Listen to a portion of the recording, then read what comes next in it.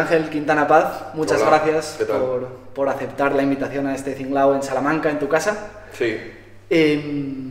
Directos al grano, Miguel Ángel. ¿Hoy en día la gente es capaz de perdonar? ¿O es algo que se ha perdido en la cultura occidental que tenemos hoy en día? Bueno, yo creo que lo que está claro es que se pide a mucha gente que pida perdón, ¿no? Se le exige que pida perdón, ¿no? Y entonces, si se exige a la gente que pida perdón, a menudo pensaríamos que es porque damos mucha importancia al perdón. Lo que tenemos que observar es qué ocurre justo después, en aquellos casos al que se le ha exigido que pida perdón, qué es lo que ocurre justo después de que lo pida, cuando lo pide. Y es que no se le da el perdón, o sea, no se le concede ese perdón que se le ha exigido que pida, ¿no? Es como, pídame algo y pues ahora no te lo doy. ¿Por qué no se da? Porque en realidad se ha convertido en una especie de rito. Lo de pedir perdón, lo de exigir a otro que pida perdón es exigirle que cumpla un rito, y ese rito es básicamente el de humillarte. Has hecho algo malo y entonces es una especie de castigo, ¿no? Como has hecho algo malo te castigamos. Pero en realidad es solamente el principio del castigo. Si después de pedir perdón se le concediera, pues ya no podríamos seguirle castigando. Y entonces es importante que esa persona no se le perdone para que se le siga castigando incluso más, porque como ha pedido perdón, nos damos cuenta de que es culpable, se ha confesado culpable. El pedir perdón a menudo es una exigencia de confesión. Confiesa tu culpa y ahora te castigamos. Esa no es la idea del perdón, claro, la idea del perdón no es... Aunque, por supuesto, el perdón sí que incluye una confesión, ¿no? Es verdad que en el otro lado que demuestra lo mismo, ¿no? Demuestra lo poco que entendemos el concepto de perdón. En el otro lado del espectro están estas peticiones de perdón que hace uno y que suelen empezar por, bueno, si alguien se ha ofendido, pido perdón, y ala, pa'lante. Entonces, que normalmente lo banalizan, ¿no? Lo dejan como una cosa muy trivial. De nuevo le quita importancia.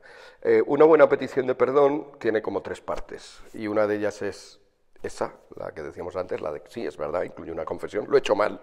El que dice, si alguien se ha ofendido, le pido perdón. No está reconociendo que haya hecho él nada mal, está diciendo, si hay gente por ahí ofendidita o con susceptibilidades, pues bueno, esto se lo dirijo a ellos, pero no reconoce nada propio. Reconocer reconocer lo que has hecho. Segundo, comprometerte a no volverlo a hacer, claro. Si yo pido perdón por algo, pero estoy dispuesto a hacerlo mañana, no estoy realmente arrepentido, no hay nada de perdón ahí. Lo que quiero es una especie de carta blanca para seguir actuando. Y tercero, que demuestra además que el paso 2 es sincero y el 1 es el qué puedo hacer para remediarlo, ¿no? Lo he hecho mal, no lo volveré a hacer, ¿qué puedo hacer para remediarlo? Y hacerlo, ¿no? Pues si te he chocado tu coche contra una farola, pues obviamente tendré que hacer algo relacionado con tu coche, ayudarte a la reparación o algo así, porque si no realmente no estoy demostrando que te esté pidiendo perdón. Ya digo, esas otras dos, la versión banalizadora se salta el paso 2 y el 3 y simplemente con el paso 1 pues lo banaliza. La otra es una exigencia del primer paso de esa confesión, pero para luego seguir castigando.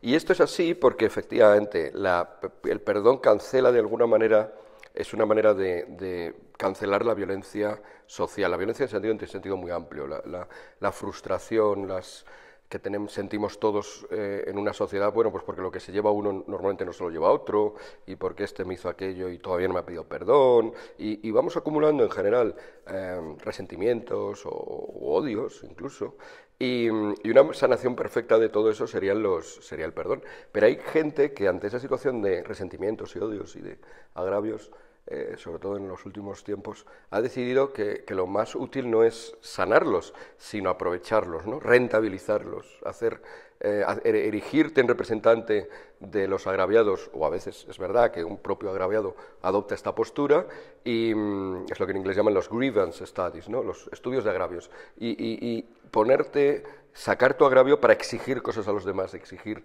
bueno, pues que tengas una posición mejor que los otros, o exigir eso, el propio hecho de ser representante de los otros, de esa manera exiges pues que se te dé un puesto como representante de este movimiento, todas esas prácticas en realidad necesitan que pervivan los agravios para mantener esos puestos, esas posiciones, esas actividades.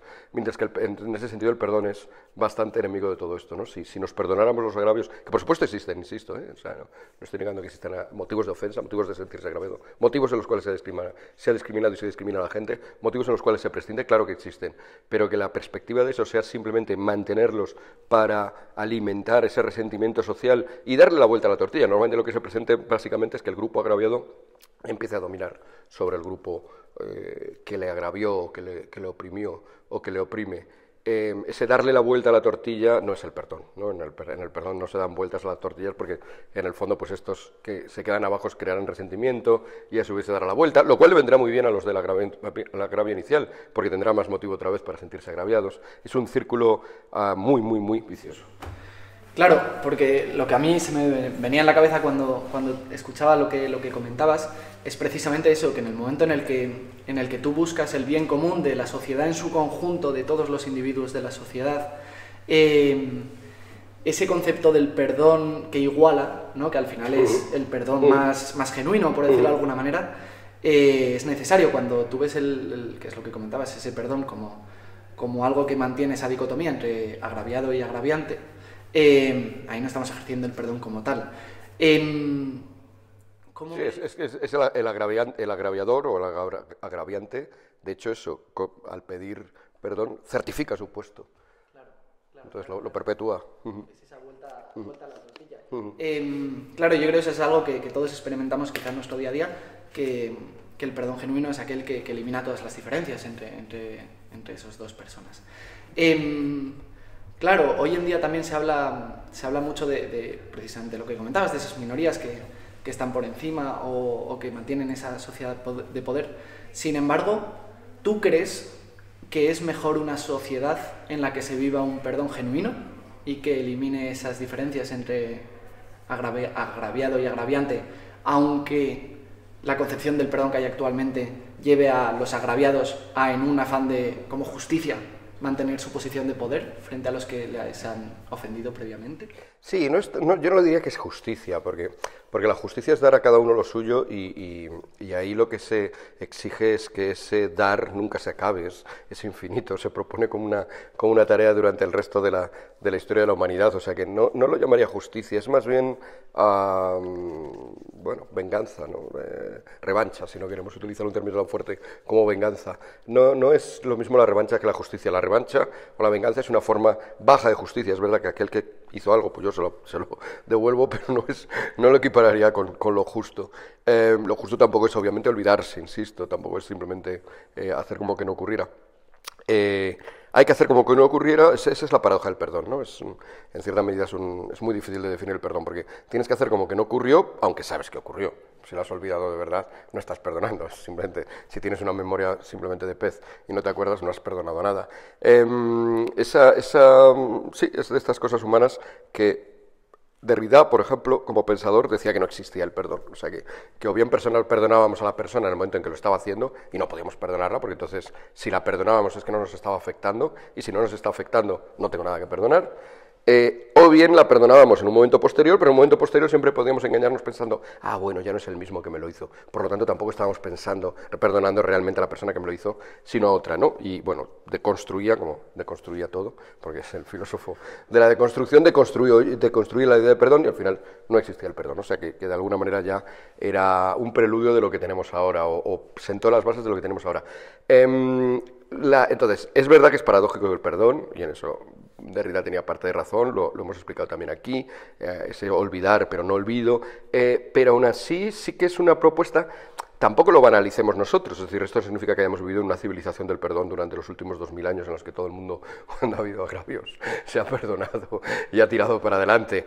Siempre ha sido una propuesta ideal, siempre ha sido un ideal, una propuesta, una esperanza, también una virtud, ¿no? Algo en lo que te entrenabas, justo porque es difícil, todo lo difícil, correr una maratón o aprobar un examen, pues necesita preparación, necesita entrenamiento, entonces, pero al menos estaba esa ambición. Luego a lo mejor el examen del perdón en este caso, o el maratón del perdón, pues no llegabas a los 50 y tantos kilómetros, sino que te acabas en los 10, o en el examen en vez de sacar un 10, pues acabas un 5, bueno, o incluso un 4, pero estábamos ahí. El problema de ahora es que se ha quitado esa perspectiva y estamos en otra que, como ha olvidado del horizonte ese perdón, pues desde luego va a tener peores resultados. ¿Es el perdón una noción puramente cristiana? Ahora que hablas de esos 2000 años, judeocristiana, los griegos que decían al respecto, bebemos un poco también de la tradición griega, ¿no? Sí, y de la latina. Sí, aunque en términos morales bebemos más de la de la Biblia, ¿no? Porque en términos griegos no tenía ningún problema en un castigo. Bueno, hay multitud de ejemplos, ¿no? El más famoso probablemente sea Sísifo, ¿no? O Prometeo también, ¿no? Que por dar el fuego a los humanos, pues está el resto de toda su vida con un águila que le devora las entrañas, y que cuando se va el águila le vuelven a crecer las entrañas para que eso no se acabe nunca, ¿no? Y bueno, hay muchos ejemplos más. El típico castigo griego es eterno y es absolutamente impagable. Por lo tanto, es todo lo contrario de la idea de perdón. La idea de saldar de esta manera la tensión social sí que es... El antropólogo que mejor lo ha analizado esto, comparando de hecho con otras muchas culturas y con otras muchas civilizaciones, es René Girard. Y René Girard sí que identificaba eso. El hacer pagar a alguien por lo que ha hecho, pues, está en todo ser humano. El intentar, de alguna manera, una noción de justicia, está en todos los seres humanos. Pero el darse cuenta de que la más perfecta de todo eso es la noción de perdón, sí que estaría solamente en el cristianismo por un motivo, y es que su modelo es un Dios que perdona. Tan simple como esto. Y no es un Dios que perdona porque... como podría ser un dios griego, por cierto, porque no le afecta nada, y entonces volvemos a lo mismo, no tienes nada que perdonar, es lo que decía Derrida, ¿no? Si lo que me estás haciendo no me está afectando, no te estoy perdonando, ¿no? El Dios perfecto, omnisciente, omnipotente, que por lo tanto nada le puede afectar porque es todo poder y que lo que hagan los seres humanos le deja igual, ese Dios, por lo tanto, indiferente, más griego, más aristotélico, ese no perdona, porque no lo necesita.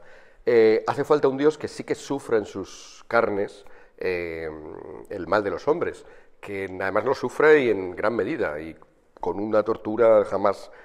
Pocas se habían inventado antes y pocas se inventarán después que sean más crueles que una crucifixión. Eso está solamente en el cristianismo, y esa es la idea, que quien sufre eso sea un hombre, porque si no, no lo sufre, pero a su vez sea Dios y por lo tanto pueda perdonar, y cuando perdona nos pone como el modelo. Eso está solamente en el cristianismo, y por lo tanto esa noción de perdón tan radical solamente se puede dar ahí. Y por ir concluyendo ya, ¿qué podemos hacer los jóvenes? Has comentado que el perdón tiene un aspecto de virtud, de entrenamiento. Uh-huh. ¿Qué podemos hacer los jóvenes para aprender esta virtud del perdón? Pues lo mismo que los viejos, ¿no? A mí estas preguntas... bueno, quiero decir que esto es también muy de nuestra época, ¿no? Entre los grupos, cogemos los jóvenes, cogemos los boomers, vemos los agravios de los jóvenes contra los boomers, pues nos estáis dejando la sociedad muy mal, y los boomers, los jóvenes, pues no sé qué cosas inventarán. La mayoría de las cosas es verdad que se las inventan porque no saben muy bien cómo son los jóvenes de ahora. Pero no sé, volvemos a esto, ¿no? A los agravios, a tal y cual. ¿Qué podemos hacer todos hasta el minuto? O sea, si hemos dicho que aprender a perdonar, que saber perdonar bien es una virtud, necesita un entrenamiento, pues como todas las demás virtudes. No aprobar un examen, que lo apruebas y ya lo pasaste, no correr un maratón, que lo corriste y ese en concreto ya lo corriste, sino todas las virtudes humanas, como lo que estás construyendo no es una carrera o una carrera de maratón o una carrera profesional, sino que te estás construyendo es a ti mismo, pues tú mismo, mientras que estás vivo, te sigues construyendo, y por lo tanto, desde que adquieres cierta conciencia, o incluso antes, porque ya tus padres te están acostumbrando a hacer las cosas bien. Desde ese momento, es tan in situ a nosotros que ya desde ese primer momento hasta el último momento de tu vida en el que tengas un cierto dominio sobre ti mismo y seas capaz también de trabajar para mejorarte, aunque esa mejora propia sea simplemente a lo mejor aceptar la muerte misma que vas a tener, pero eso es un nuevo reto que probablemente no has tenido antes. Todos esos trabajos, trabajos sobre ti mismo, todo ese entrenamiento sobre ti mismo es del momento uno al momento último. Siempre puedes mejorar, voy muy mal, bueno, todavía te queda tiempo para mejorar, la parte fea es siempre puedes empeorar, tampoco te puedes fiar, ¿no? Ya estoy entrenado, ya lo sé hacer bien. Bueno, siempre puede decaer. ¿No? Es la idea esta de sentir que cada uno de nosotros somos una obra, si queremos, de arte.